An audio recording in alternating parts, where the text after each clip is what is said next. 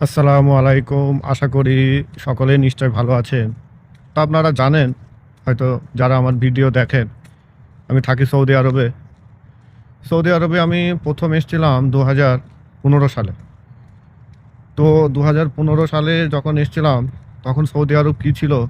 আর এখন সৌদি আরব দেখলে মাথা ঘুরে যাবে। আসমান জমিন ফারাক। এত ডেভেলপ মানে আপনি অবাক হয়ে যাবেন। এত ডেভেলপ হয়েছে। এখানে পুরো মেট্রো চলে ড্রাইভার ছাড়া, উইদাউট কো-পাইলট। এখানে যে মেট্রো চলে পুরো রিয়াদ সিটির ওপর দিয়ে, উইদাউট কো-পাইলট।